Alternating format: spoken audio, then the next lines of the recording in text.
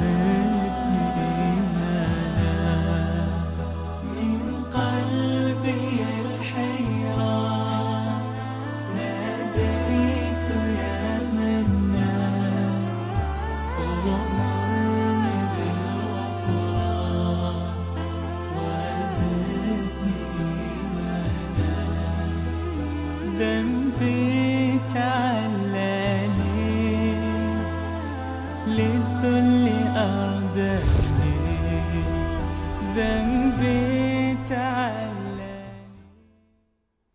من قلبي الحيران. بسم الله الرحمن الرحیم. الحمد لله رب العالمین والصلاة والسلام على رسوله الامین محمد و علی آله و صحبه اجمعین. بینندگان عزیز و گرامی شبکه جهانی وصال حق، سلام الله علیکم و رحمته و برکاته. باز هم الله متعال را سپاسگزار هستیم که برای ما فرصت عنایت نمود تا با یک دیگر از سلسله برنامه‌های زلال ایمان خدمت شما عزیزان باشیم. البته همکار عزیزم استاد سلیمانی گرامی را بار دیگر کنار خود دارم. در آغاز سلام های خود و شما بیننده های عزیز را خدمت استاد سلیمانی بزرگوار تقدیم نموده ایشان را خیر مقدم میگویم. بنده هم عرض سلام دارم، مقدم احترام خدمت شما برادر عزیزم و همچنین همه بینندگان عزیز و ارجمند و امیدوارم الله متعال آنچه که موجب رضای اوست بر زبان بنده و شما در این برنامه جاری بسازد. آمین. جزاکم الله خیرا.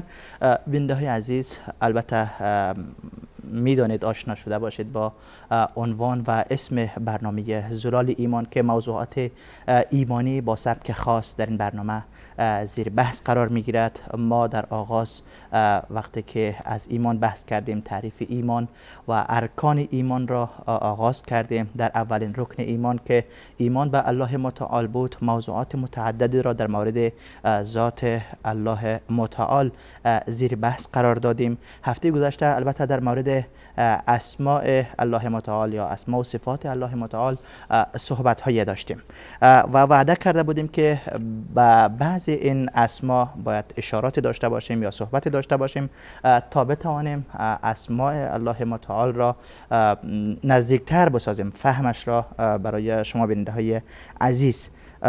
استاد سلیمانی عزیز، میشه برای ما بگوین که این هفته یا در این برنامه روی چی میخواید صحبت کنید؟ بسم الله الرحمن الرحیم. الحمد لله و الصلاة و السلام علی رسول الله و علی آله و صحبه و من والاه. همونگونه که شما اشاره فرمودید در مسیر بررسی موضوع ایمان و رکن اول و اساسی موضوع ایمان که ایمان به الله متعال و شناخت الله متعال هست، اشاره کردیم به موضوع اسما و صفات الله متعال بعد از اثبات وجود الله متعال و توحید ربوبیتش و توحید الوهیتش. اسما و صفات از اونجایی که بسیار مهم بود و به اهمیت اون هم در برنامه گذشته اشاره کردیم، مهم است که حالا ما بیاییم و بشناسیم. ما درباره اهمیتش صحبت کردیم، اما خب الان ما اهمیتش رو متوجه شدیم، اما خود اصل موضوع باقی مانده همچنان که این اسما و صفات چی هست. و ما برای شناخت الله متعال گفتیم که هر چقدر ما این اسما و صفات الله متعال رو که در کتاب و سنت صحیح وارد شده بیشتر آشنا بشیم، طبیعتاً شناخت ما به الله متعال بیشتر میشه و هر چقدر شناخت ما به الله متعال بیشتر بشه، رابطه ما و ایمان ما نسبت به الله متعال قوی‌تر میشه و رابطه ما با الله متعال زیباتر و بهتر میشه. اگر بخوایم درباره اسما و صفات صحبت بکنیم، گرچه به تفصیل اگر بخوایم صحبت بکنیم شاید انقدر مجال در برنامه‌های ما باقی نباشه که بخوایم به تفصیل حق مطلب رو اونگونه که شایسته است ادا بکنیم و اگر بخوایم درباره کل اسما و صفاتی که آمده و قیل و قال صحبت بکنیم شاید کل یعنی ماها طول بکشه تا ما حق مطلب را ادا بکنیم. اما به عنوان فتح باب و فقط به عنوان اشاره هایی تا متوجه بشیم که چطور با این اسما و صفات بیشتر انس بگیریم و کار بکنیم و تا فتح بابی باشه که حداقل خود ما بریم و در این باب بیشتر تحقیق بکنیم و مطالعه بکنیم. به موارد اشاره خواهیم کرد در برنامه امروز و برنامه‌های پیش رو بیاری الله متعال. درست. اما در برنامه امروز به همراه شما و بینندگان عزیز قصد داریم که درباره اسما و صفات بحث رو آغاز بکنیم و طبیعتاً مجبوریم بریم سراغ قرآن کریم. درست. ما برای شناخت الله متعال هیچ راهی بهتر از خود کتاب الله متعال که برای ما فرستاده نداریم. و وقتی که ما در قرآن کریم آغاز میکنیم، اولین صفحه قرآن کریم رو میایم و ورق میزنیم، در هر قرآن کریمی وقتی که ما در هر نسخه از قرآن وقتی که میایم نگاه میکنیم، اولین جمله‌ای که ما میبینیم در ابتدای قرآن کریم ذکر میشه بسم الله الرحمن الرحیم هست. درست. و بسم الله الرحمن الرحیم در ابتدای هر سوره گفته میشه. قبل از اینکه ما سوره الحمدلله رب العالمین رو آغاز بکنیم بسم الله الرحمن الرحیم رو میگیم. درست. و حتی این رو برخی از فقها و مفسرین ما آیه اول سوره حمد نامیدن و من جمله در مصحف عثمان طه ما میبینیم که سوره حمد وقتی آغاز میشه بسم الله الرحمن الرحیم اولش آیه شماره 1 شمرده شده. الله متعال وقتی که در قرآن کریم خود رو معرفی میکنه برای ما میفرماید به نام الله الرحمن الرحیم. بسم الله الرحمن الرحیم معنای تحت لفظی سادهش اینه. بسم یعنی به اسم، مخفف به اسم هست. درست. بسم الله الرحمن الرحیم. اسما و صفات الله متعال رو همون گونه‌ای که خود الله متعال در قرآن کریم با این جمله کتاب خودش رو آغاز کرده، ما هم سعی داریم که از اینجا آغاز بکنیم. از همون جایی که الله متعال آغاز کرد ما هم از همینجا آغاز میکنیم موضوع بحث اسما و صفات الله متعال. در برنامه امروز سعی میکنیم ان شاءالله درباره این تعبیر صحبت بکنیم، درباره بسم الله الرحمن الرحیم. درست. در مجال موضوع خود ما که اسما و صفات الله متعال است. در این تعبیر 3 اسم ذکر شده از اسمهای الله متعال که یکیش لفظ جلاله الله متعال است، نام الله، بسم الله، الله، و بعد از او الرحمن و بعد از او الرحیم. اون خیلی مهمه که ما درباره اینها صحبت بکنیم و الان خصوص خود لفظ جلاله الله و لفظ رحمان و رحیم هم که متقارب هست و نزدیک است در معنا با رحیم. الله متعال با این تعبیر شروع کرده، ما هم انشاءالله بحث خودمون رو با همین اسما و صفات الله متعال آغاز خواهیم کرد انشاءالله در مورد همین 3 نام بله. الله، رحمان و رحیم. و رحیم. خب اینجا بسم الله است. اولین آیه قرآن کریم که بر پیامبر اکرم صلی الله علیه و سلم نازل شد هم اقرأ بسم ربک الذی خلق. بله. هدف از آن اسمی که اونجا آمده همین اسمی است که ما بسم الله الرحمن الرحیم میگیم. خود رسول الله صلی الله علیه و سلم میبینیم که وقتی که اونجا الله متعال فرمود اقرأ بسم ربک الذی خلق خلق الانسان من علق تا میرسیم که بعد الله متعال در خود سوره وقتی که امتداد پیدا میکنه کلمه رحمان اونجا ذکر میشه. همچنین ما الله متعال خود رسول الله صلی الله علیه و سلم هر وقت عادتشون بر این بود کاری رو آغاز میکردن چی میگفتن؟ به اسم چی شروع میکردن؟ یکی از اسمهای الله متعال که خود کلمه الله ذکر میشه، بسم الله.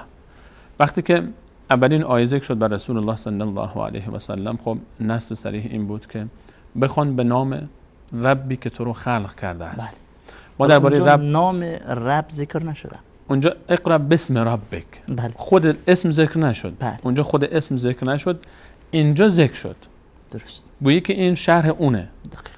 و ما در ابتدای سوره حمد هم باز کلمه رب رو باز اینجا داریم. ما روی بحث رب هم صحبت زیادی خواهیم داشت ان شاء الله، چون ما در بین اسما و صفات الله متعال باز کلمه رب اونجا ذکر شد، چرا که به ربوبیت الله تعالی وقتی که رسول الله صلی الله علیه و سلم الان در ابتدای نزول میدونیم ترتیب نزول با ترتیب مصحف فرق میکنه. در ابتدای نزول وقتی که آیات بر رسول صلی الله علیه و سلم نازل میشد این آیات رو باید میخواند برای کی؟ برای مشرکینی که ایمان بیارن به این آیات و اون مشرکین به رب اعتقاد داشتن. موضوع ربوبیت الله متعال رو که ما در تفسیر درباره صحبت کردیم، ربوبیت رو اعتقاد داشتن. پس به همین خاطر اونجا کلمه رب مقدم شده تا چون مخاطبین از اون چیزهایی که اون به حال مقدماتی که اونها ایمان دارن و باور دارن شروع میشه تا برسیم باز به موضوعات دیگر. درباره خود ابتدای قرآن کریم می‌بینیم که باز وقتی که در ترتیب آغاز میشه، اگر اینها رو کنار هم بگذاریم، یعنی بیایم ببینیم که مفهوم چی میتونسته باشه، اقرأ بسم ربک الذی خلق، اگر اولین آیه‌ای که نازل شده رو با اولین آیه مصحف که به ترتیب مصحف هم به دستور رسول صلی الله علیه و سلم از کنار هم بگذاریم، گویی که اینجا اقرأ بسم ربک همون بسم الله لفظ جلاله الله است. بسیار خوب. پس امروز بیننده های عزیز روی 3 اسم الله متعال که در بسم الله الرحمن الرحیم و در آغاز هر سوره قرآن کریم و همچنان در وسط سوره نمل است فکر میکنم. در ابتدای نامه سلیمان علیه السلام به بلقیس در سوره نمل اونجا هم بسم الله الرحمن الرحیم هست.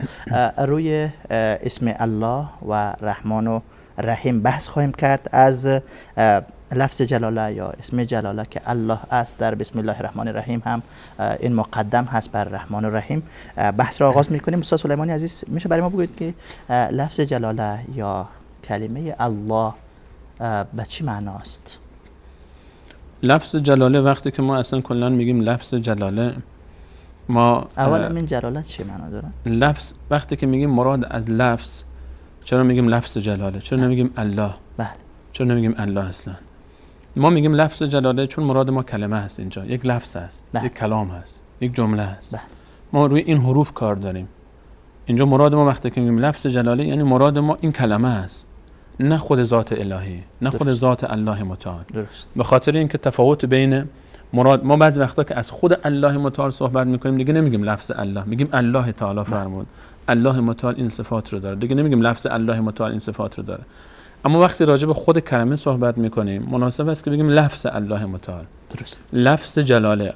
بعد نمیگیم لفظ الله متعال چون باز اینجا شاید این ابهام ایجاد بشه که لفظ الله متعال یعنی چی. میگیم لفظ جلاله، لفظی که دلالت بر جلال و عظمت و کمال داره و این به هر حال اصطلاحی است که برای لفظ الله، کلمه الله استفاده میشه. وقتی که ما در صحبت ها گفته میشه لفظ جلاله مراد کلمه الله هست، خود حروف الف لام و دو تا لامی که هست و هی که در آخر هست. خود این کلمه لفظ جلاله الله یعنی کلمه الله خودش گرفته شده است از کلمه الاله. الاله، چون کلمه ابن قیم میفرماد که این کلمه در اصل بوده الاله. الاله درست. الف و لام و اله درست. که بعد تخفیف داده شده الله شده. درست. در اصل ریشه کلمه هست الاله. اله الف و لام به خاطر تعریف در عربی. درست. برای معرفی یک شیء که معرفی بشه، به فرق بین یک شیء تعریف شده و یک شیء غیر تعریف شده، حالا با تعبیر نحویش معرفی و نکره. درست. الف و لام میاد سرش. درست. در اصل هست اله. الاله. اله در لغت عرب، خود اله هم، خود کلمه اله هم از اسمهای الله متعال هست، اسما و صفات الله متعال است که ما در آیات مختلف قرآن کریم داریم. مثلا در آیه 163 سوره مبارکه بقره که الله متعال میفرماد انما الهکم اله واحد، همانا خدای شما اله واحد است. یا در پایان سوره مبارکه کهف داریم که الله متعال میفرماد قل انما انا بشر مثلکم یوحى الی انما الهکم اله واحد. در آیات فراوان دیگری هم ما داریم. ما در آیه 25 سوره مبارکه انبیا مثل همین رو داریم که هیچ پیامبری رو من نفرستادم، الله تعالی میفرماد مگر اینکه گفت لا اله الا انا فاعبدون. ما کلمه اله به معنای آن ذاتی است که شایسته عبادت است، شایسته الوهیت است. اله، خود کلمه اله یعنی از کلمه، یک تعبیر دیگه هم داره علامه برقی باز یک تعبیر جالبی داره از این ترجمه اله، میفرماید که اله به معنای معلوه میاد. معلوه یعنی ما یقصد الیه فی الحوائج، آنچه که در حاجت ها به سوی او مراجعه میشه، ما بهش میگیم اله، حاجت گشا، این میشه اله. یک معناش یعنی ذاتی که شایسته عبادت است میشه اله. و یک معنای دیگه هم پیدا میکنه به معنای معبود، اون ذاتی که شایسته عبادت هست به این معناست که یک عده‌ای دارن او رو عبادت میکنن و چون مورد عبادت قرار میگیره پس میشه معبود انسان ها و معبود مخلوقات. پس اله یا لفظ الله به دو معنا استعمال میشه. میتونیم از این جمع این اقوال این دو معنا رو برداشت بکنیم که لفظ الله به دو معنا میاد. یکی این که چون الف و لام هم سرش اومد، الف و لام هم برای تعریف میاد هم برای تخصیص میاد، خیلی جاها برای اینجا به این معناست که تنها ذاتی که شایسته عبادت است، تنها ذاتی که صفت الوهیت شایسته اوست الله متعاله. الله خدایی که ما مسلمان ها میپرستیم که واحد و یکتاست در ذاتش، در صفاتش، در ملک و پادشاهیش. این ذات عظیم نامش هست الله. ما خدای مسلمان ها یک نام، هر خدایی یک اسمی داره، به هر حال هر اعتقاد و باوری برای خودش یک خدایی داره که یک اسمی داره. درست. ما الله متعال اسمهای فراوانی داره که مهمترین اسمش اسم الله هست. کلمه الله به معنای معبود، تنها معبود به حق و تنها ذاتی که شایسته عبادت است. به هر دو این معنا میاد. درست. معنای معبود از معنای اولی گرفته میشه. ذاتی که شایسته عبادت است، تنها ذاتی که شایسته عبادت است. و وقتی یک ذات شایسته عبادت باشه، این همون تنها معبودی است که شایسته عبادت است که بقیه او رو عبادت بکنن.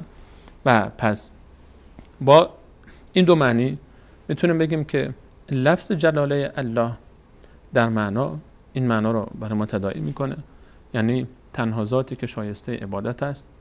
و با همین خاطر میگیم لا اله الا الله، هیچ معبود به حق نیست جز الله متعال که خودش شایسته عبادت و شایسته به هر حال پرستش است و الوهیت است. این معنای لغوی لفظ جلاله الله متعال است. تشکر، سلامت باشید. حالا میشه اهمیت لفظ جلاله یا اهمیت این کلمه بزرگ الله را اگر بر ما بیان بکنید که دارای چه اهمیتی است این؟ لفظ جلاله الله در بین اسما و صفات الله متعال، لفظ جلاله یکی از لفظ الله یکی از اسمهای الله تعالی است که دلالت بر صفت هم میکنه. ما گفتیم که هر اسمی دلالت بر یک صفتی میکنه. همونطور که مثلا وقتی میگیم العلیم دلالت بر علم میکنه، وقتی که میگیم العفو دلالت بر عفو میکنه، وقتی که میگیم القوی دلالت بر قدرت میکنه. کلمه خود لفظ جلاله الله دلالت بر الوهیت میکنه، همونجوری که اشاره کردیم که از الوهیت گرفته شده. الان لفظ جلاله الله و اسم الله در بین اسمها و صفات الله متعال از بقیه مهمتر است. این اسم ویژگی هایی داره که او رو متمایز میکنه نسبت به اسمهای دیگر. درست. اول اینکه خود الله متعال در قرآن کریم وقتی که فرمود ولله الاسماء الحسنى، برای الله متعال اسمهای حسنایی است. اول خود اسم الله رو ذکر کرد الله متعال، فرمود برای الله. اینجا لفظ الله ذکر میشه، لفظ جلاله. بله. برای الله نامهای بسیار نیکویی است. گویی که تمام نامهای دیگر اضافه میشه به این اسم. این اصله. درست. گویی که این اسم که توصیف میشه با نامهای دیگر. ما وقتی که میگیم الله رحمان و رحیم است، داریم الله رو وصف میکنیم با رحمان و رحیم. نمیگیم رحمان و رحیم الله هست، یعنی برای معرفی کردن در صفات. و همینجوری میبینیم در قرآن کریم وقتی که مطرح میشه الله لا اله الا هو الحی القیوم، و در آیات فراوان خود همین آیه ولله الاسماء الحسنى فدعوه بها، تمام صفات دیگر و اسمهای دیگر اضافه میشه به لفظ جلاله الله. این یکیش یعنی خود اون اصلی هست. این اصله، اسم الله. اصلی اسم اصل اینه. از بین اسمهای الله متعال اسم اصلی الله هست. به همین خاطر ما میگیم الله الله الله. درست. اسم اصلی خدای ما مسلمانان الله هست و اسمهای دیگری داره که این اسم با اون اسمها وصف میشه و توصیف میشه. درست. الله متعال اسم اصلی است برای ذات الهی و این اسم در قرآن کریم وقتی که نگاه میکنیم بیشتر از هر اسم دیگری ذکر شده. در قرآن کریم بیش از 2000 بار، حدود 2300 بار در قرآن کریم لفظ جلاله الله ذکر شده، اسم الله ذکر شده که این خود باز دلالت میکنه بر چی؟ بر اینکه این اسم از اسمهای دیگر بسیار مهمتره، چرا که 2300 بار حدوداً ذکر شده در قرآن کریم، در حالی که مثلا ما کلمه الرحمن رو وقتی که نگاه میکنیم که اون هم اسم الله متعال هست، الرحمن در قرآن به 60 بار نمیرسه، گفته میشه 56 بار در قرآن کریم ذکر شده. اما ما به استثنای بسم الله الرحمن الرحیم که میاد، اگه بسم الله ها رو اضافه بکنیم در ابتدای سوره ها بیشتر میشه، اما بجز به استثنای بسم الله در باب یکی از اهمیت های این اسم این هست که از بقیه بیشتر ذکر شده. یک دومین اهمیتش این است که این اسم صفات دیگر اضافه میشه به این اسم. ما میگیم الله رحمان است، الله عفو است، الله غفور است، الله کریم است، الله رحیم است. گویی که این اصل هست، این اسم، این علم ذاتی این علم ذات الله متعال است. این علم ذات وقتی که میگیم یعنی اسم خاص الله متعال است، اسم خاص الله متعال است. گویی که ما در بین انسان ها یک نفر یک اسم میگذاریم براش، این اسم خاص خودش هست و یک سری صفاتی هم براش باز ذکر میکنیم که اینطور رو داره. ولله المثل الاعلی، مثال الله متعال خیلی فراتر از این برای فهمیدن و تقارب معنا. برای الله متعال اسم علم وقتی که میگیم یعنی اسم خاص الله متعال، اسم خاص ذات الهی الله هست و بعد صفات دیگره داره. از مهمترین باز ویژگی هایی که این اسم داره که علما در این باب وقتی که در باب اسم اعظم الهی صحبت میشه گفتن که قول راجح این است که اسم اعظم الله متعال الله است. اینمی که دیگر ویژگی های نام و لفظ جلاله الله هست، اسم الله متعال که در تفسیر اسم اعظم گفتن اسم الله یعنی همین کلمه جلاله یا لفظ جلاله الله اسم اعظم هست. این قول راجحتر این هست، قول راجحتر این است که اسم اعظم الهی، اسم اعظم خود لفظ جلاله الله است. حالا شاید این سوال پیش بیاد که اسم اعظم چیست؟ برای برخی از عزیزان، چون خیلی از بیننده ها شاید شایق باشن که اسم اعظم رو بدانن. میشه اسم اعظم وقتی شما ذکر کردین اینجا مناسب است اگر معرفی کنین، کمی شرح بدین. گفتین که لفظ الله از اهمیت این اسم این است که قول راجح در مورد اسم اعظم این است که همین الله یا لفظ جلاله هست. درست است؟ اسم اعظم خودش چی است؟ پس بگین همین الله هست. ما اسم اعظم، خود اسم اعظم، تعبیر اسم اعظم در روایت های رسول صلی الله علیه و سلم ذکر شده که الله متعال اسم اعظمی دارد. اعظم یعنی اسمی که اعظم یعنی عظیمتر است دیگر اسمها. بله.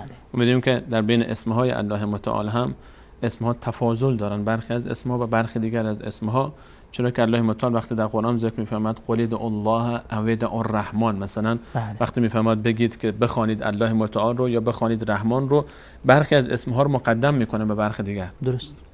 گفتیم که در قرآن کریم لفظ جلاله الله بیشتر از دیگر اسمها ذکر شده. درست. و این نشان بر چی داره؟ بر اهمیت و افضلیت این اسم بر دیگر اسمها داره. درست. و همچنین ما رسول الله صلی الله علیه و سلم فرمود که الله اسم اعظمی دارند. این اسم از بقیه اسمها عظیمتر است که اذا سئل به اعطى و اذا قبل از اون و اذا دعی به اجاب و اذا سئل به اعطى. وقتی که با این نام اگر الله متعال خوانده بشه حتما اجابت میشه. نام اعظمی داره، اسم اعظمی داره، ذات الهی اسم اعظمی دارد. درست. که اگر به این نام خوانده بشه اجابت میشه حتما. یعنی اگر در دعا انسان به این نام متوسل بشه یا مثلا این اسم رو بگیره، درست، به این نام الله متعال رو بخونیم در دعا، اذا دعی به اجاب، اجابت میکنه الله متعال، و اذا سئل به اعطا، وقتی که خواسته بشه با این اسم حتما میده اون خواسته رو به بنده‌ای که خواسته. به هر حال این اسم اعظم در روایت‌های صحیح، یعنی اسم اعظم نزد الله متعال از ویژگی خاصی برخوردار است. این از روایت‌های رسول صلی الله علیه و سلم در این باب برداشت میشه که الله متعال اسم اعظمی داره، که این ذات الهی اسم اعظمی داره، که این اسم در دعا اگر به این اسم متوسل بشیم تأثیر اون دعای ما خیلی بیشتر خواهد بود، به اجابت نزدیکتره و فرج برای این دعا امید بیشتری براش هست. حالا اسم اعظم چیه؟ درباره اینکه این اسم اعظم چی هست، خود این اسم اعظم حالا چی هست، راجع به اهمیتش ما در روایت اشاره کردیم که این اهمیت رو داره و فضیلت رو داره. بیننده‌های عزیز، یقینا هر کدام شما و شمول من شایق هستید که اسم اعظم الله متعال را بدانید. قسمی که در روایت استاد سلیمانی عزیز ذکر کردند که پیامبر اکرم صلی الله علیه و سلم فرمودند برای خدا اسم اعظم هست که وقتی که توسط آن دعا کرده بشه خداوند اجابت میکنه، قبول میکنه. وقتی که توسط آن اسم از الله چیزی خواسته شود خداوند میدهد. اسم اعظم چی هست؟ استاد سلیمانی دارن میگویند که اسم اعظم چی است. آنچه که درباره اسم اعظم به هر حال صحبت زیادی است به خاطر اهمیتش بین فقها و به هر حال مفسرین ما و بین محدثین ما. آنچه که راجح‌تر است، درست، آنچه که راجح‌تر است بنا برخی از روایت‌ها ما فقط مختصراً ذکر می‌کنیم موضوع رو. در چند روایت رسول الله صلی الله علیه و سلم به این موضوع اشاره کردند. در یک روایتی رسول الله صلی الله علیه و سلم که امام ترمذی و نسائی و ابن ماجه و مسند احمد و حاکم رو ذکر کردن با سند صحیح و روایت‌های مختلف دیگری داره، صحابی آمد و دعا کرد، دست بلند کرد، دعا کرد، گفت اللهم انی اسألک، خدای من از تو میطلبم، بانی اشهد انک الله، چرا که من دارم شهادت میدم که تو الله هستی، لا اله الا انت، هیچ ذات شایسته عبادتی جز تو نیست، الاحد الصمد الذي لم يلد ولم يولد ولم يكن له كفوا احد. این دعا رو کرد.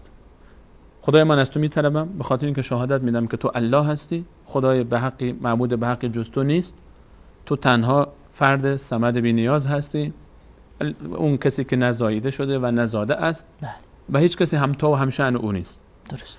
رسول الله صلی الله علیه و سلم فرمودند که این شخص الله رو با اسم اعظمش خواند، همون اسمی که اذا سئل به اذا دعی به اجاب و اذا سئل به اعطى. این روایت، در این روایت ببینیم چند تا اسم هست. این دعاست: اللهم انی اسألك بأنی اشهد انك الله لا اله الا انت الاحد الصمد الذي لم يلد ولم يولد ولم يكن له كفوا احد.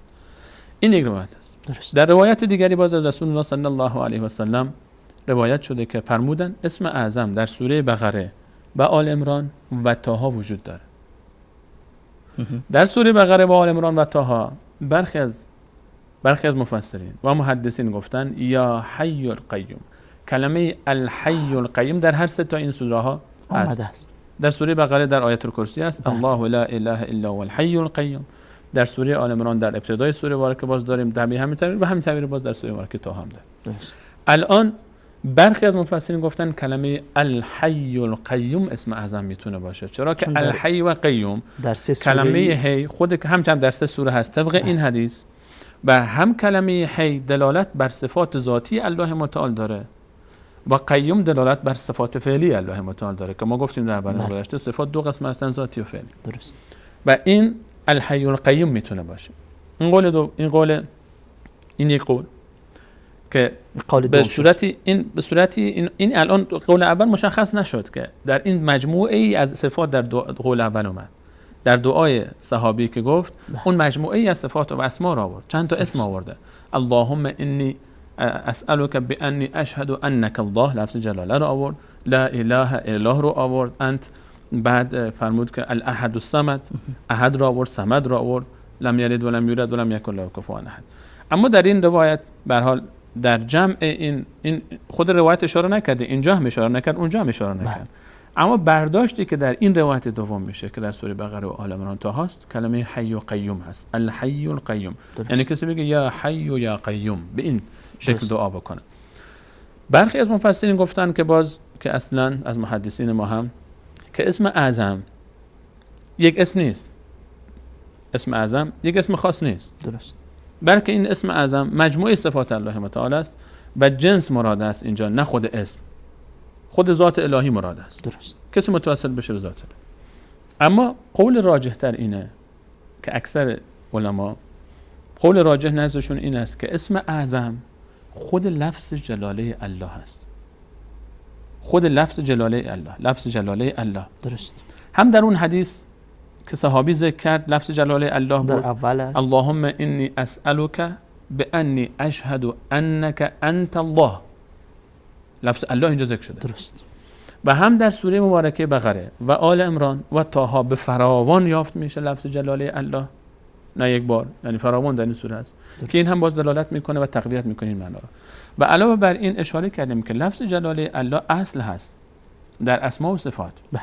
که بقیه اسم همه مضاف میشن به این اسم و بیشتر از همه اسمهای دیگر در قرآن کریم لفظ جلاله الله ذکر شده. درست. و این دلایل، مجموعه این دلایل ذکر میشه که میتونیم کنار هم بگذاریم که قول راجح تر برای این که اسم اعظم الله متعال، اسم اعظم ذات الهی، خود لفظ جلاله الله هست، این رو تقویت میکنه. و قول راجح تر هم این است که اسم اعظم چی هست؟ خود لفظ جلاله هست، لفظ جلاله الله. و کسی میخواد دعا بکنه به این شکل دعا بکنه یا الله. یا اگر بخوایم قطعی تر صحبت بکنیم، در اون روایت هایی که رسول صلی الله علیه و سلم، یکیش رو من اشاره کردم، دو روایت دیگه هم داره شبیه همین باش الفاظ مختلف، این دعا رو اگر کسی بخونه، همون دعایی که صحابی خوند، اللهم انی اسألک بأنی اشهد انک الله لا اله الا انت الاحد الصمد الذي لم يلد ولم يولد ولم يكن له كفوا احد، این رو اگر کسی به این شکل خواند یقینا الله رو با اسم اعظمش صدا کرده است، اگر بخوایم از اختلاف خارج بشه. چرا که بعد از اون متصل رسول الله صلی الله علیه و سلم تایید فرمودن که این شخص الله متعال با اسم اعظمش بله ذکر فرمود. یکی از مزیت‌های اسم الله و لفظ جلاله الله بر دیگر اسماء الحسنا این هست که قول راجح تر اینه که این اسم اعظم هست. لفظ جلاله الله اسم اعظم است. گفتیم که یک از دلایل این بود که بیشتر از بقیه ذکر شده، یک از دلایل اینه که خود این محل بازگشت بقیه اسما و صفات است، همه اسما و صفات به این اضافه میشن، و یکی دیگه که از همه مهمتر ذکر شده و از دلایل دیگری که لفظ جلاله الله از بقیه اسما و صفات الله متعال اعظمتر است و نزدیکتر به معنای اسم اعظم اینه که ما میبینیم در بسیار از دعاها هم و یا اذکار هم لفظ الله ذکر میشه. یعنی پیامبر وقتی اکرم تسبیح صلی الله علیه و میکنیم، در تسبیح که از رسول صلی الله علیه و سلم برای ما ذکر شده و حتی در قرآن کریم ذکر میشه، تسبیح یعنی سبحانک اللهم، سبحانک وقتی که سبحان و پاکی و بله. تنزیه الله متعال مطرح میکنیم، میگیم سبحان الله، الحمد لله، سبحانك اللهم. من نگفتیم مثلا سبحان الرحمن هم اشکالی نداره گفتنش، اما سبحان الله میاد، الحمد لله میاد، الله اکبر میاد، بعد میگیم لا اله الا الله میاد که اصلا شعار اسلام هست. در تسبیح، در تحمید، در استغفر الله استغفار، اعوذ بالله، بسم الله، اینا همه اینها لفظ جلاله الله در اینا داره ذکر میشه. لا حول ولا قوة الا بالله. ببینیم همه اینها که اینا ذکرهای اصلی هست، اساسی هست. در شروع، در پایان، در استعاذه به الله متعال، در تسبیحش، در تحمیدش، در لا حول ولا قوة الا بالله، همه اینها میبینیم که لفظ جلاله الله داره مطرح میشه. در اکثر دعاهای مسنونه و اذکار مسنونه میبینیم لفظ جلاله الله هست که بقیه به این اضافه میشن و این هم یکی از دلایلی هست که ما وقتی که ذکر میکنیم که الله متعال نام الله اعظم است بر نامهای دیگه، میبینیم که این نام چقدر در اذکار پررنگه و هیچ جای این نام ذکر نمیشه در کمی و کاستی مگر این که اون رو اضافه میکنه. لفظ الله، یا الله، هیچ جا یا الله نمیاد مگر اینکه اگر فقر و ناداری هست او رو به ثروت و دارایی اضافه میکنه. در هیچ مشکلات و سختی ها و مصیبت نیست مگر اینکه وقتی که لفظ یا الله گفته میشه و انسان متوسل میشه به الله متعال، به خود این اسم عظیمی که دلالت بر یک ذات عظیم داره، مگر اینکه درهای فرج الله متعال باز میشه. در هیچ جبهه جنگ و جهادی بر علیه باطل نیست مگر اینکه مجاهدین وقتی که متوسل میشن به این نام و یا الله میگن و الله اکبر و اونها بلند میشه، میبینیم که درهای فرج و رحمت باز میشه. هیچ مریضی بر بستر نیفتاده مگر اینکه وقتی که یا الله میگه و میگه لا اله الا انت سبحانك انی کنت من الظالمین، مگر اینکه درهای فرج به سوی او باز میشه. در قرآن کریم وقتی که ما میایم نگاه میکنیم، در قرآن کریم وقتی که نگاه میکنیم آیات فراوانی با لفظ الله شروع میشن. از ابتدای قرآن کریم وقتی که نگاه میکنیم عظیمترین آیه قرآن با لفظ الله شروع میشه. الله لا اله الا هو الحی القیوم. خود آیت الکرسی با کلمه الله شروع میشه. الله لا اله الا هو الحی القیوم. الله اون ذاتی است که حی قیوم است. الله نور السماوات والارض.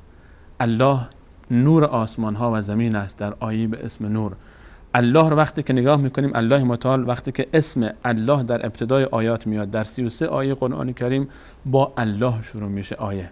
لفظ جلاله الله اومده و دو تا شما ذکر کردیم، فقط سوره آیت الکرسی و آیه نور. آیت الکرسی و آیه نور به این آیات معروف هستند.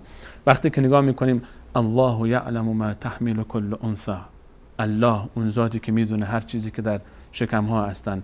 الله خالق کل شیء، الله خالق همه چیز. ما وقتی که یا الله رو ذکر میکنیم به این معنی است. ما وقتی که میگیم یا الله، چرا اسم اعظمه؟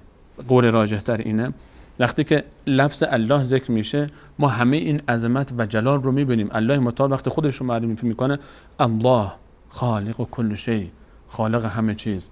الله الذي له ما في السماوات و ما في الارض، هر آن چیزی که در آسمان و زمین از آن الله است. الله الذي جعل لكم الليل لتسكنوا فيه والنهار مبصرا، اون کسی که آسمان رو برای شما، شب رو برای آرامش شما قرار داد و روز رو برای شما روشن کرده تا فعالیت بکنید.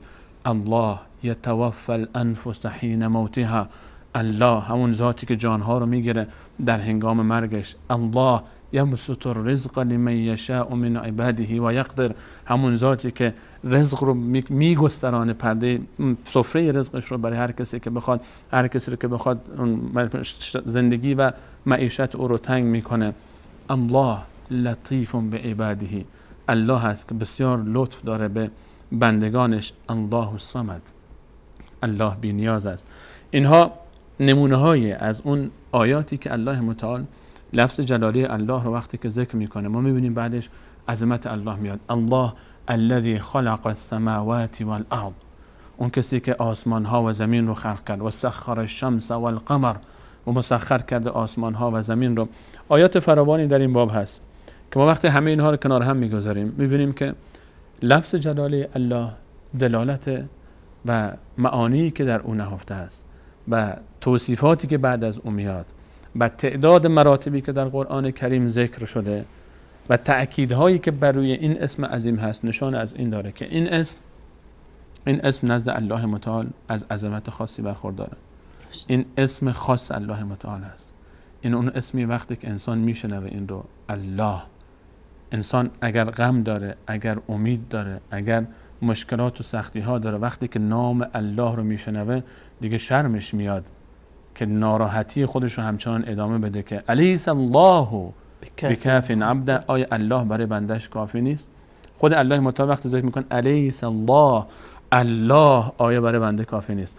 وقتی که نام الله میاد و انسان وصل میشه به الله متعال، یک یا الله وقتی که میگه یعنی خودش رو داره وصل میکنه به تمام این عظمت، به تمام این جمال، به تمام این کمال، به تمام این جبروت و ملکوت وصل میشه وقتی که انسان نام الله رو میاره و انسان با یا الله گفتن فاصله بین خودش و عرش رو در یک کلمه، در یک تعبیر کلا میبره، انسان وصل میشه. این کلمه‌ای که وقتی شنیده میشه، این کمون کلمه‌ایه که سرها رو در میدان جهاد به شمشیرهای تیز و تیغهای تیز میسپره. این تاثیر این کلمه است. یک یا الله که میگه انسان جان خودش رو فدا میکنه. یک یا الله که میگه انسان غم و مصیبت و غصه خودش رو فراموش میکنه، میگه انا لله و انا الیه راجعون، ما از اللهیم و به سوی او باز میگردیم. این همون لفظی است که پیامبران تمام طول تاریخ فقط اومدن تا بگن لا اله الا الله، الله رو فراموش نکنید، برگردید به سوی الله. الله نور السماوات والارض، الله نور آسمان ها و زمینه. الله خالق کل شیء، الله خالق همه چیزه. درباره الله لفظ جلاله الله، خود یا الله گفتن، وقتی که انسان یا الله میگه با تمام وجود به این صفات رو، ما هنوز شروع نکردیم موضوع صفات رو، ما تازه داریم اصل رو، ما اسم اصلی داریم تازه معرفی میکنه. یک اسمی است به نام الله، گفتنش هم اینقدر بر زبان ساده است، آسانه. خود اصلا کلمه شهادتین، همین خود شهادت اول لا اله الا الله، اصلا اگر کسی دهانش تکان هم نخوره میتونه بگه لا اله الا الله، لا اله الا الله، اصلا لبهایش نقشی توش نداره، اصلا نیاز به خستگی نداره. انسان اصلا هیچ خسته نمیشه وقتی میگه الله. خیلی ساده است بر زبان گفتنش، خیلی آسانه اما خیلی عظیمه. کلمتان الله تعالی فرمود، رسول الله صلی الله علیه و سلم فرمود در بخاری، آخرین حدیث صحیح بخاری است که دو کلمه هستن نزد الله تعالی بسیار عظیمن، در زبان بسیار سبکن، در ترازو بسیار وزن دارن. سبحان الله و بحمده سبحان الله العظیم. پاک است الله متعال و حمد ستایش از آن اوست و پاک است الله متعال و عظمت از آن اوست. الله لفظ جلاله الله به ما معرفی میکنه خدای ما رو، ذات الهی رو. ما با الله، با کلمه الله وصل میشیم به خود خدامون. الله زیباترین اسمی است که ذات الهی دوست داره تا ما به او متوسل بشیم با این نام. و این اسمی است که در قرآن کریم زیاد تکرار میشه، 2000 و چند صد بار تکرار شده در قرآن کریم. الله، وقتی میگیم یا الله دیگه از این ذکر عظیمتر اگر در عالم از این عظیمتر دیگه وجود نداره. یا الله، یا الله، وقتی که انسان متوسل میشه به الله متعال، یا الله رو در ابتدای دعا بیاره و بعدش دعای خودش رو ادامه بده. اللهم انی اسألک بانی اشهد انک انت الله، تو اللهی. خود همین اسم انی اشهد بانک انت الله، تو اللهی. معانی بسیار فراوانی در این نهفته است که ما انشاءالله باز با ذکر برخی از صفات الله متعال معنی و عظمت لفظ جلاله الله رو درک میکنیم، چون همه صفات ما رو دوباره به چی برمیگردونه؟ به الله. ولله اسماء الحسنى. برای این الله، برای این اسم عظیم، برای ذات عظیم الله متعال نامهای نیکویی است که بعد از او خودش الله متعال ذکر میکنه بسم الله، تازه حکایت شروع میشه الرحمن الرحیم.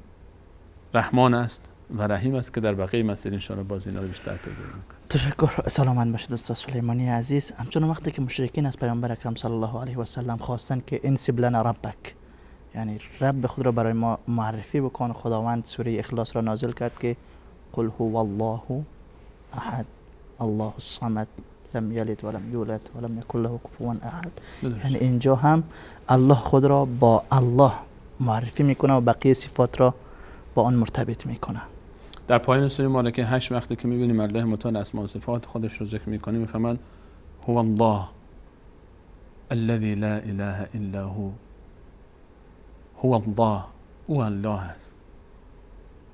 و الله به نام عظیم خودش قسم، اگر ما تفکر و تعقل و تدبر داشته باشیم در مخلوقاتش، فقط دور و بر خود ما و زندگی خود ما و این آیاتی که الله متعال این همه در قرآن ذکر میکنه، اصلا نیاز به تعریف نداره. الله متعال با این وجود بر ما لطف میکنه و رحمت میکنه و ما رو بیشتر آشنا میکنه با خودش، به شرط اینکه ما بریم به سراغش. هو الله، همین بس است. هو الله، او الله است. باز برای ما ذکر میکنه هو الله الذي لا اله الا هو عالم الغیب والشهادة هو الرحمن الرحیم. باز دوباره در آیه بعدی میفرماید هو الله الذي لا اله الا هو الملك القدوس السلام المؤمن المهيمن العزيز الجبار المتكبر سبحان الله عما یشرکون. باز میفهمند هو الله. همه اینا برمیگرده به الله. او الله است، الخالق البارئ المصور له الاسماء الحسنى یسبح له ما فی السماوات والارض و هو العزیز الحکیم. جزاکم الله خیرا. تشکر. سلامت باشید. اجازه بدید یک میان برنامه کوتاه را ببینیم. بیننده عزیز، میان برنامه کوتاه را میگیریم و برمیگردیم. با ما باشید. من القلب إلى القلب أزف عبير أشجاني شذاها الحب والود يفوح هدى بإيماني. من القلب إلى القلب أزف عبير أشجاني شذاها الحب والود تفوح هدى بإيماني. كتاب الله يجمعنا وهدي نبيه الغالي وتوحيد لأمتنا بحب الصحب والآل. من القلب تا زمانی که محبت الله مقدم بر تمامی محبت ها نشده در قلب ما، خبری از بهشت نیست، خبری از تأیید و نصرت الله نیست. من احب لله و ابغض لله و اعطى لله و منع لله فقد استکمل الایمان. کسی که به خاطر الله دوست می‌داره جمعی را، خواهر یا برادری را، و به خاطر الله بدش میاد و قطع رابطه میکنه، و به خاطر الله میده و به خاطر الله من میکنه نمیده، فقط استکمل الایمان. همش به خاطر الله. بریم صحبت خدا و رسول خدا بشنویم، مثلا محمد صالح پردری یا شیخ خادی یا که اصلا مطرح نباشه. بریم فلانجا دعوت خداییه، صحبت خدا و رسول خدا میشه، عظمت خدا یاد میشه، بزرگی خدا یاد میشه، فضل و کرم خدا یاد میشه، منت و نعمت خدا یاد میشه. بریم از اونجا کسب فیض بکنیم، شاید عوض میشیم. من القلب إلى القلب أزف عبير أشجاني شذاها الحب والود يفوح القلب إلى القلب أزف عبير أشجاني شذاها الحب والود تفوح هدى بإيماني كتاب الله يجمعنا وهدي نبيه الغالي وتوحيد لأمتنا بحب الصحب والآل من القلب. من قلبي الحيران ناديت يا منان أغمرني بالغفران وزدني إيمانا. من قلبي الحيران ناديت يا منان أغمرني بالغفران وزدني إيمانا. ذنبي تعلاني للذل أردني. ذنبي تعلاني. الله رحمان و رحیم است. موضوع این هفته و این برنامه از برنامه‌های زلال ایمان هست. استاد سلیمانی عزیز، شما در مورد لفظ جلاله یا اسم اعظم الله که همان الله هست تعریف کردید که بیشتر از 2000 و چند صد بار در قرآن کریم وارد شده است و در اکثریت مطلق دعاها و اذکار مسنونه‌ای که از پیامبر اکرم صلی الله علیه و سلم ثابت هست وارد شده است و شخصی که آمد و با این نام الله را فریاد کرد، پیامبر اکرم صلی الله علیه و سلم فرمودند که این شخص با اسم اعظم الله را فریاد کرده است. الله اسم اعظمی اللهی است که وقتی که با آن دعا کرده می شود اجابت می کند، وقتی که با آن طلب و خواسته می شود طلب و خواسته انسان را می پذیرد.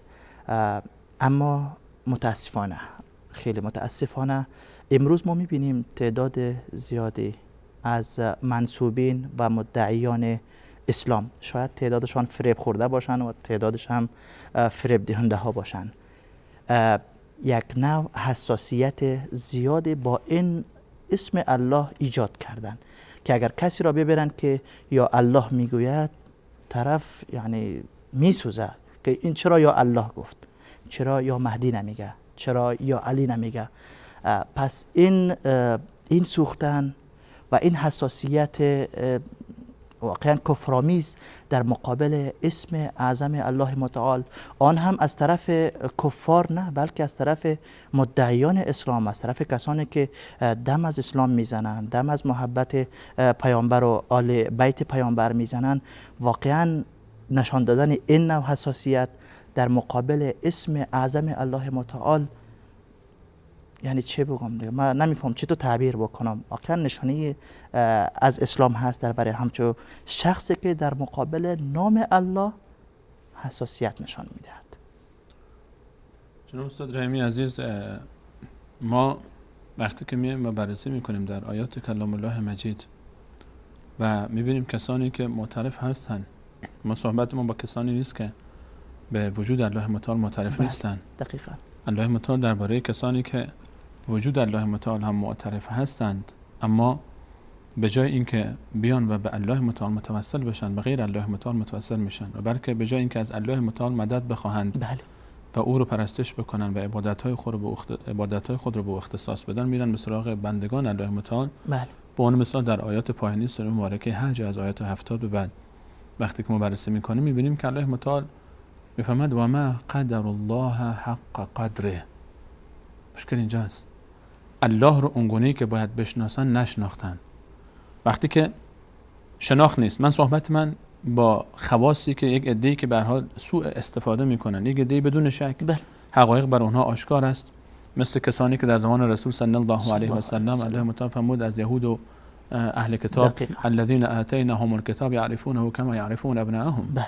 کسانی که ما به اونها کتاب داده بودیم از یهودیان و مسیحیان یقین داشتن که این پیامبر آخر الزمان است، همون گونه که یقین داشت که این پسر منه. و اما چیکار میکردن؟ الله متعال میفهمد اونها داشتن لیکتمون الحق و هم یعلمون، حق رو کتمان میکنن در حالی که میدانستن. دیگه که این شعارها رو میدن و میدانن حقیقت چیست، اینها رو که ما اصلا با اونو بحثی نداریم، چون اینا اصلا معتقد نیستن به الله متعال و به باور توحیدی. اینها اصلا کلا یک بازاری است و از این بازار دارن مردم رو فریب میدن تا برای خودشون کسب بکنن. اما عزیزانی که ما یقین داریم که در اونها برای محبت الله متعال میتپه، وقتی که خانه الله متعال رو میبینن اشک از چشمانشون جاری میشه، وقتی که سفر عمره و حج برای اونها منع شد اشک‌ها ریختن، وقتی که اینها نام قرآن کریم ذکر میشه قرآن رو برمیدارن، احترام دارن، عزت داره براشون قرآن، میبوسن، براشون مقدسه قرآن، کعبه براشون مقدسه، خدا براشون مقدسه، الله متعال رو دوست دارن. اما نشناختن الله رو. مشکل ما چیست؟ مشکل ما خیلی از ماهایی که الان در ارتباط توحیدی به الله متعال مشکل داریم، الله رو نشناختیم. همینه که الله متعال در سوره غافر میفهمد در آیه 45 و اذا ذکر الله وحده، و وقتی که نام الله متعال به تنهایی گرفته میشه، اشمئزت قلوب الذین لا یؤمنون بالآخره. این اشمئزت مال کیه؟ خیلی بدشون میاد کسانی که ایمان به آخرت ندارن. اون کسانی که میگن آقا نگید یا الله، این هیچ وقت یک انسانی که معتقد به الله تعالی است اینو نمیگه. امکان نداره کسی که به الله متعال اعتقاد داره از این که به جلوش بگن یا الله، از این که بگن فقط بگو یا الله، بدش بیاد. اگر کسی میگه نگید یا الله گفتن منطق شیطان است و فلان و فلان و فلان، این لا یؤمنون بالآخره. الله متعال میفهمه اصلا اعتقادی نداره به آخرت. اما عوام ما اینطوری نیستن. این بخش اول همون کسانی هست که بازار دارن، همون کسانی هست که اینها فقط به نام دین میخوان مردم رو بفریبن، ولی عوام اینطور نیستن. ولی اینها کسانی هستن که اذا ذکر الله وجلت قلوبهم.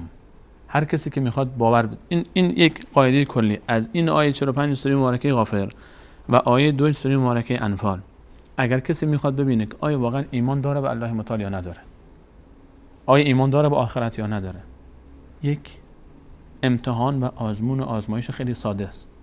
آیه 2 انفال با آیه 45 غافر برای ما مشکل حل میکنه.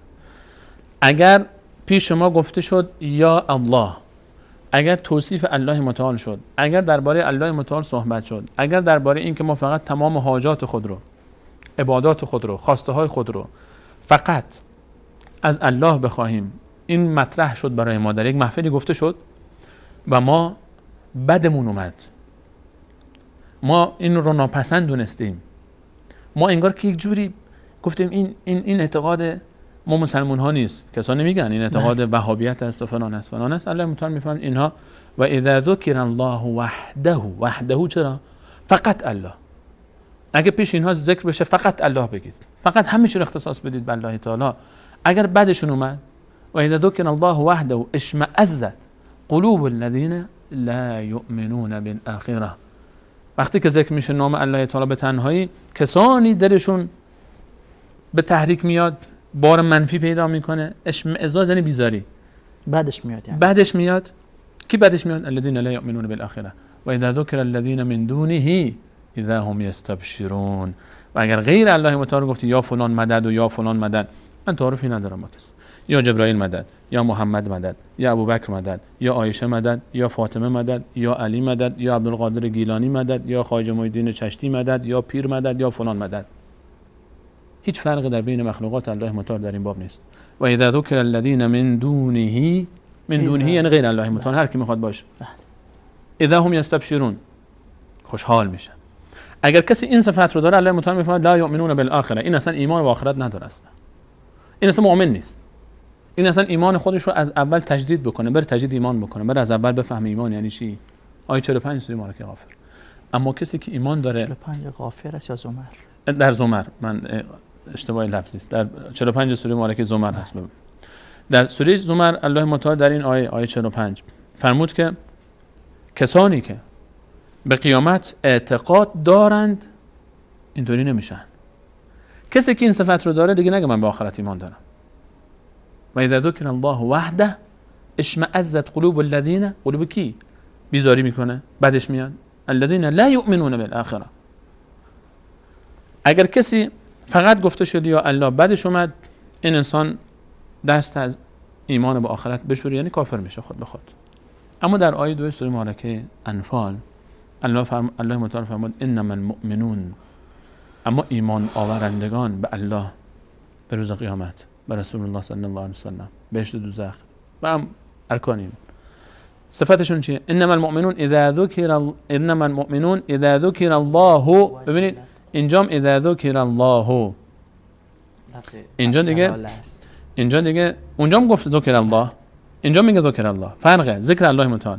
حتی اینجا نفهمود وحده، اونجا فهمود وحده، اون از توحید بعدشون میاد، از ذکر الله بعدشون نمیاد. وحده یعنی توحید. مشرک از توحید بعدش میاد، فقط بگی یا الله بعدش میاد. اما مؤمن اصلا دیگه نیازی نیست بهش بگی وحده، چون خود به خود این اصلا دیگه ایمان یعنی توحید، ایمان یعنی توحید. اینجا الله تعالی نفهمود و اذا انما المؤمنون اذا ذکر الله وحده وجلت قلوبهم، نه، چون اصلا مؤمن اصلا ایمان نیاز به ایمان یعنی توحید.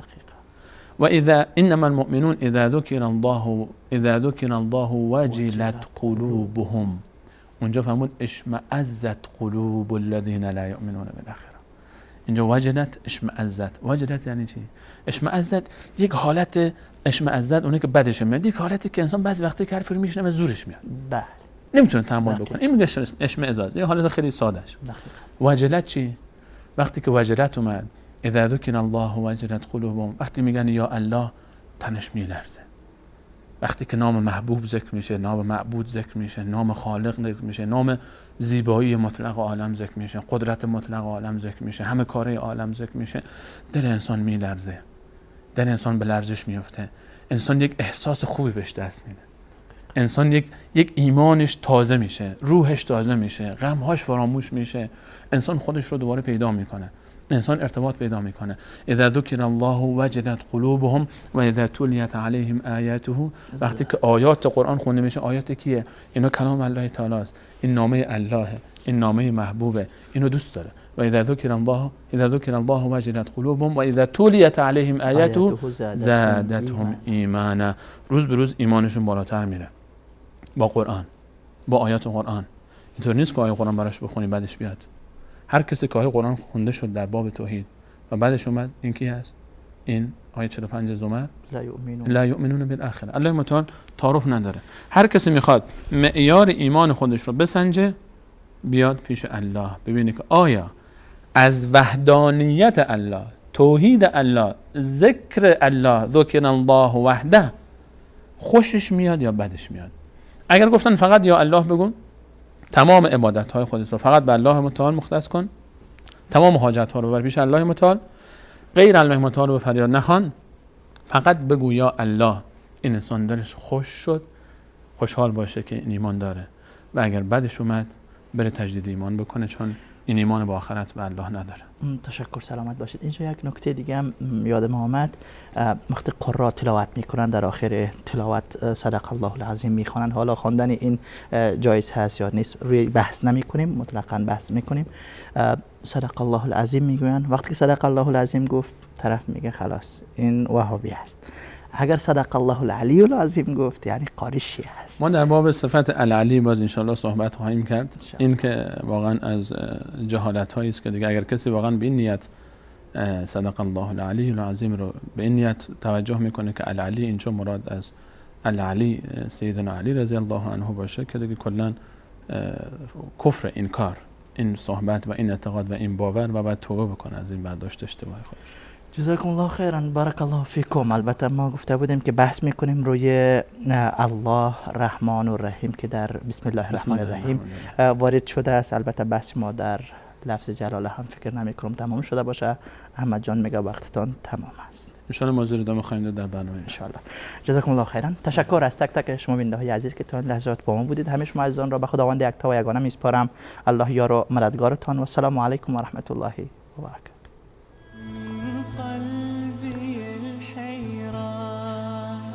ناديت يا منان وغمرني بالغفران وزدني إيمانا من قلبي الحيران. ناديت يا منان